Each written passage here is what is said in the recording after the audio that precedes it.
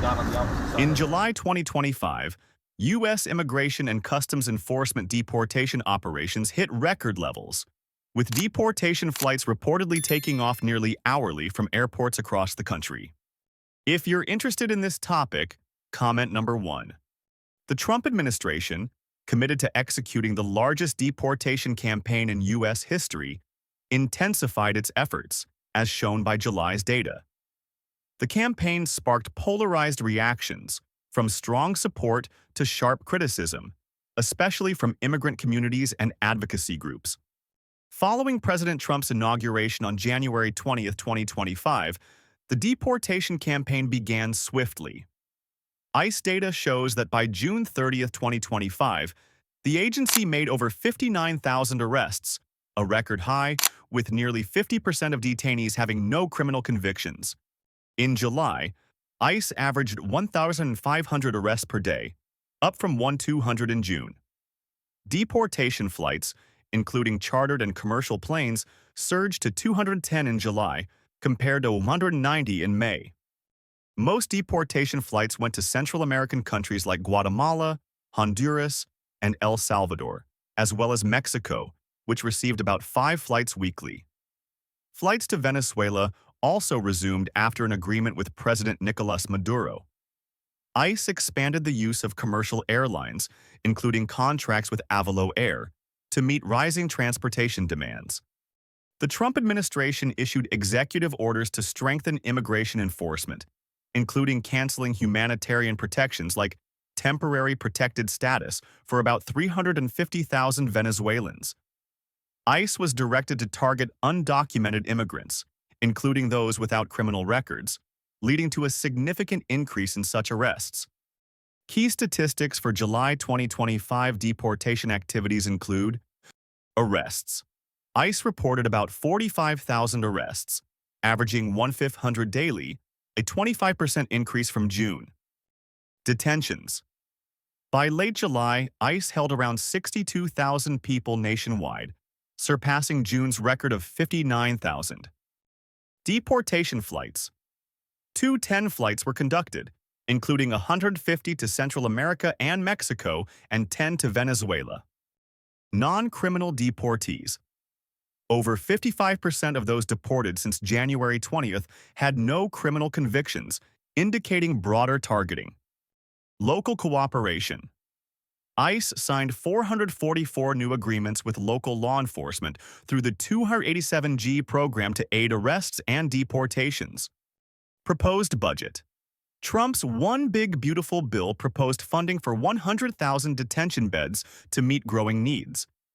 These figures highlight the campaign's unprecedented scale, but raise concerns about ICE's ability to maintain detention standards and ensure legal rights for detainees.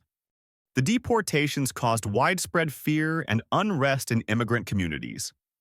In cities like Los Angeles, Boston, and Chicago, workplace raids, immigration court sweeps, and home arrests led to protests, some turning violent. In Los Angeles, early June raids prompted clashes, with 700 Marines and 4,000 National Guard members deployed to restore order. In Massachusetts, immigrant communities reported fear and uncertainty as ICE conducted a record 1,400 arrests in May. Many, including those with temporary legal status, chose self-deportation to avoid arrest. For instance, an Ecuadorian man and a Venezuelan woman left Boston after their humanitarian protections were revoked. Immigrant advocates argue that ICE's publicizing of arrest numbers on social media and use of military aircraft are part of a fear campaign to keep immigrants on edge. This has led many to limit leaving their homes, impacting local economies and education. The Department of Homeland Security and ICE defended their actions, stating they target public safety and national security threats.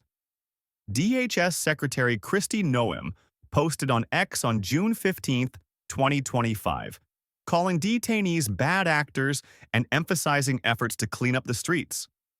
However, critics note that over half of deportees lack criminal records, raising questions about ICE's transparency and priorities. White House border advisor Tom Homan admitted deportations fell short of expectations, but said enforcement teams were bolstered to reach 3,000 daily arrests. He also suggested using military aircraft and facilities like Guantanamo Bay to support the campaign. Local leaders had mixed responses. California Governor Gavin Newsom criticized the National Guard deployment in Los Angeles, calling it the delusional fantasy of an authoritarian president. Meanwhile, some sheriffs, like Morgan Ball in Blaine County, Idaho, denied rumors of ICE raids to calm communities.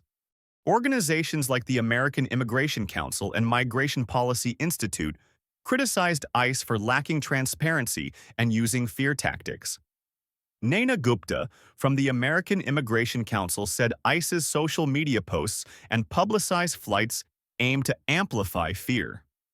Colleen Putzel from the Migration Policy Institute noted that military aircraft and public announcements are part of a strategy to build support for mass deportations. X posts reflected deep public division. Some supported the campaign, citing job protection and national security. For example, Patriot Voice USA on July 5, 2025 wrote, "ICE is doing their job. Hourly deportations of illegal immigrants are what America needs to restore order." Others condemned the raids, sharing images of separated families at airports. Immigrant Rights on July 7th called the campaign inhumane and devastating, while Justice for All on July 3rd noted that over 50% of deportees have no crimes. This isn't justice, it's political revenge. As of July 7th, 2025, ICE faced pressure to ensure humane detention conditions and legal access for detainees. Syracuse University's Professor Coker warned that the rapid increase in detentions could lead to poor conditions and rights violations.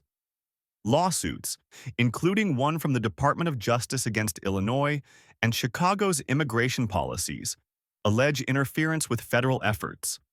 Economically, mass deportations raised concerns about labor shortages in industries like agriculture, construction, and food processing, where immigrants are a significant workforce. Analysts estimate deporting millions could reduce U.S. GDP by 1.2% over 5 years due to lost labor and consumer spending.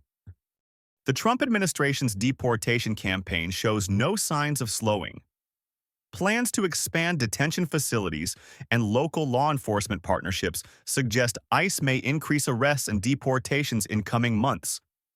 However, logistical, financial, and legal challenges could hinder Trump's goal of deporting millions. Long-term, the campaign may spark immigration reform discussions, especially as communities and businesses feel economic and social impacts. Advocates call for a legalization path for undocumented immigrants, while supporters of strict policies emphasize enforcing immigration laws. July 2025's mass deportations marked a new phase in U.S. immigration policy, with near-hourly ICE flights and record arrests.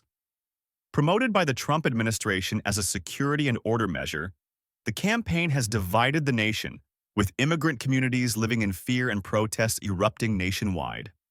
X posts reflect this polarization, from support to outrage. As the campaign continues, the U.S. must address humanitarian, economic, and legal challenges to ensure a fair and sustainable approach to immigration. This article has utilized reliable sources and perspectives from social media to provide a comprehensive view. For a deeper understanding, readers can refer to statements from DHS, CBP, or reports from Reuters, The Guardian, and WOLA.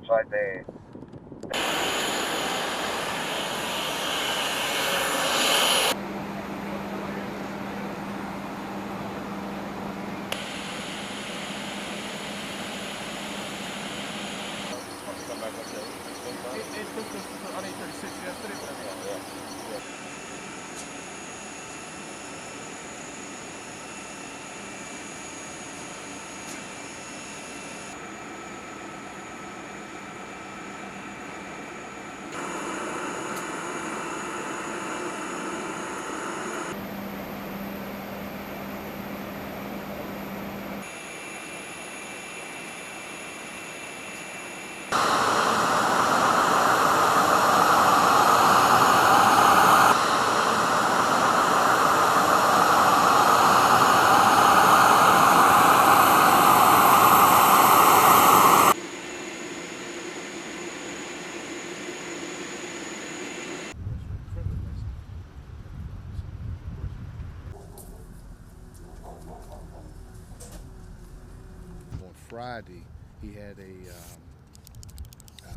sack.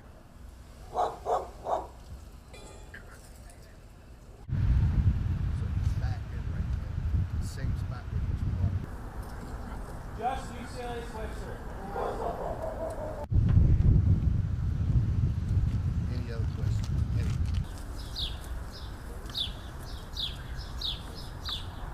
Headed over to the residence of one of the targets for this morning's operation. It's a black shirt. He's one of the targets for Operation No Safe Haven, which is people suspect of human. He was a member as a soldier in a brigade in El Salvador.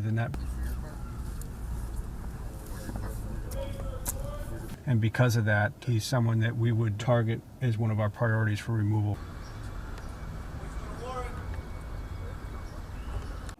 I have a visual of him coming down the center. I'm heading on around. Almost to the car. Just gave him a couple, about.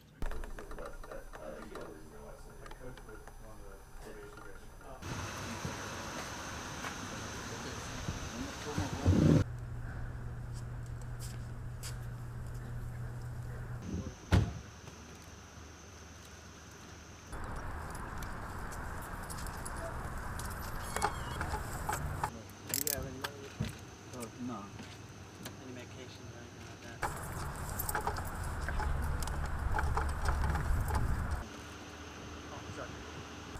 Tengo muchos años que no me he agarrado. How do you put him in? Put him in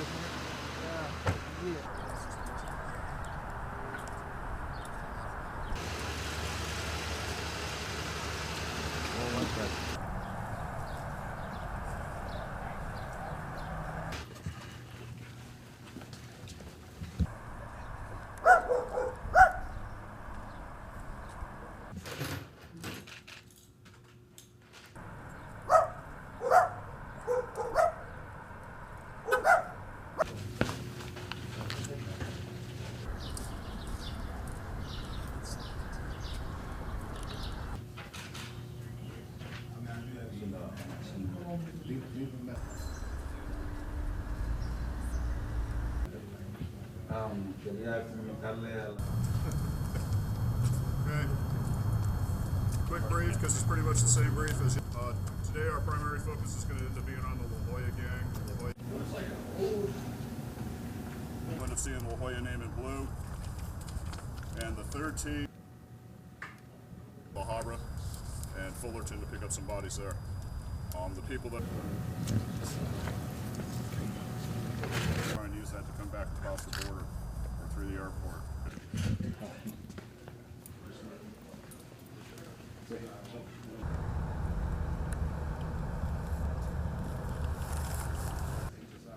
Yeah, but she ain't helping the prosecution for it.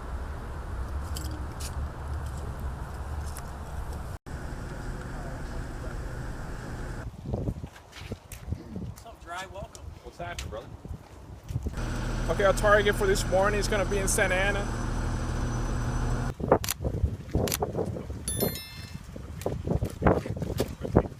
But he's wanted in El Salvador for human rights.